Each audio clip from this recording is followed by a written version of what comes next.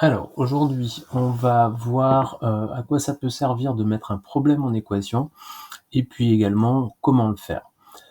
Donc, pour cela, je vais vous présenter 3 petits problèmes. Alors, le premier, c'est le suivant. Les deux côtés de même longueur d'un triangle isocèle mesurent 2,8 cm.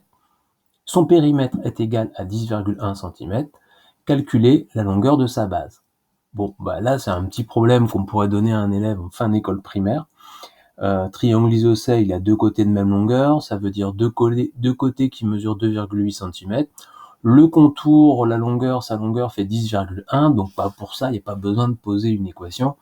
Il suffit tout simplement de prendre la longueur du contour et d'enlever la longueur des deux côtés qu'on connaît, donc 2 fois 2,8 cm, et ça nous donne la valeur du troisième côté. Problème très simple, pas besoin de mettre en équation. Un deuxième problème. J'ai choisi un nombre entier. Je vous dis pas lequel. Je l'ai multiplié par 3,5. Et ensuite, j'ai ajouté 2 au résultat. Et à la fin, je trouve 30.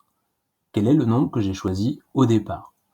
Bon, là encore, une mise en équation n'est pas forcément nécessaire. Si on regarde, si on schématise la situation, on a un nombre de départ, qu'on a multiplié par 3,5, ça va nous donner un résultat intermédiaire, auquel on ajoute 2, on arrive à 30. Bon, si je veux savoir de combien je suis parti, il suffit de remonter le programme de calcul en sens inverse. Donc, je pars de 30, venais d'ajouter 2 pour arriver à 30, j'enlève 2, ça va me faire 28. Et 28, pour revenir à mon nombre de départ, je le divise par 3,5 et je vais arriver au nombre choisi au départ, c'est-à-dire 8. Donc voilà, là encore, il n'y a pas besoin de passer par une équation. Troisième problème, j'ai choisi un nombre. Donc là encore, je ne vous dis pas lequel. Si j'enlève 10 au quadruple de ce nombre, j'obtiens le même résultat qu'en ajoutant 7 au triple du nombre choisi. Et la question c'est, quel est le nombre que j'ai choisi au départ?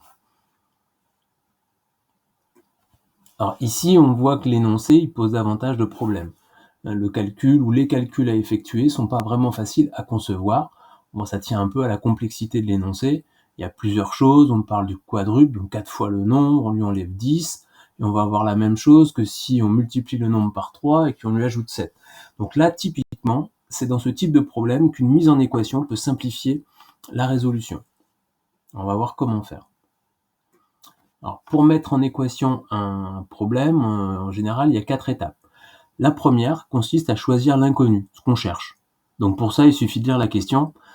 Ici, par exemple, dans le dernier problème, ce qu'on cherche, c'est le nombre de départ. Donc on va poser l'inconnu, ça va être le nombre qu'on a choisi au départ. Alors traditionnellement, on utilise x comme lettre pour désigner cet inconnu. Alors ça peut être aussi une autre lettre, il n'y a pas d'obligation de choisir x, mais c'est souvent x. Une fois que la première étape est faite, on passe à l'étape 2, c'est-à-dire la mise en équation. Donc là, ça consiste à traduire les informations qui sont données dans l'énoncé, dans le texte, en écrivant une égalité dans laquelle figure l'inconnu. Donc pour ça, il faut partir de l'énoncé, et dans le problème que je vous avais donné, si on part de l'énoncé, il nous dit quoi? Il nous dit si j'enlève 10 au quadruple du nombre choisi. Donc juste avant, on vient de dire le nombre choisi, c'est x. On l'a fixé. Donc le quadruple, c'est 4 fois x, donc c'est 4x. Et si j'enlève 10 au quadruple, c'est-à-dire si j'enlève 10, moins 10, j'enlève 10 à 4x, donc ça nous fait 4x moins 10. Là, je viens de traduire la première partie de l'énoncé avec mon inconnu x. Si je fais ça, j'obtiens le même résultat. J'obtiens le même résultat, ça veut dire qu'on va avoir une égalité. Donc égal. Et c'est égal à quoi? On obtient le même résultat qu'en ajoutant 7 au triple du nombre choisi. Donc le triple, ça veut dire 3 fois le nombre choisi, ça fait 3x. Et si on ajoute 7, 3x plus 7. Voilà, ça y est, l'équation, elle est écrite. J'ai donc 4x moins 10 égale à 3x plus 7. Et moi, dans tout ça, qu'est-ce que je cherche? Je cherche la valeur du nombre de départ, c'est-à-dire de x. Donc une fois qu'on a réussi à mettre en équation le problème, à écrire l'équation qui correspond à l'énoncé, reste plus qu'à la résoudre. Et ça, c'est l'étape 3. Donc là, ça reprend les méthodes qu'on vient de voir précédemment dans les séances précédentes. J'ai donc 4x moins 10 égale à 3x plus 7. L'idée, c'est de mettre dans le même membre tous les termes en x et de mettre dans l'autre membre de l'équation toutes les valeurs constantes.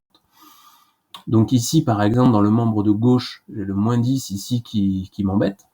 Donc pour le faire disparaître, moins 10, il suffit d'ajouter 10. Mais bon, attention, si j'ajoute 10 à un membre de l'équation, il faut que j'ajoute 10 à l'autre membre pour garder l'équilibre. C'est ce qu'on avait vu avec les balances.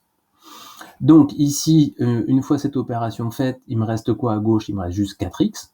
Et à droite, je vais avoir 3x plus, alors 7 plus 10, ça va faire 17. Deuxième étape, l'idée c'est de regrouper, on a dit, tous les termes en x. Donc ça veut dire que le 3x ici qui est à droite, là il m'embête, il ne faut plus que j'ai que des constantes. Donc qu'est-ce qu'on va faire? On va s'arranger pour que le 3x qui est à droite disparaisse. Pour ça, il suffit d'enlever le nombre.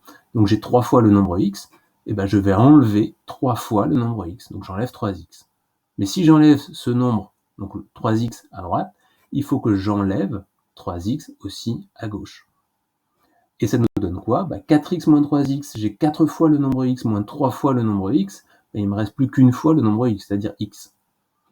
Et à droite, il ne me reste plus que 17, puisque 3x moins 3x, ça fait 0. Donc ça veut dire que le nombre que j'avais choisi au départ, c'est 17. Alors on peut vérifier, si on remplace dans le membre de gauche ici la valeur x par 17, ça nous donne quoi? 4 multiplié par 17, moins 10. 4 fois 17, ça fait 68, moins 10, ça fait 58. Je fais séparément dans l'autre membre, je vais vérifier le résultat que j'obtiens si je remplace x par 17.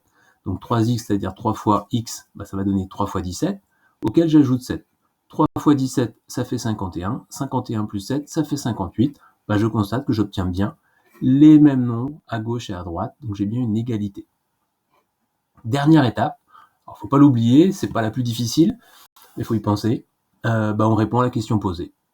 À savoir, ici, pour le problème précédent, la question c'était quel est le nombre que j'ai choisi? Une petite phrase, le nombre choisi au départ est 17.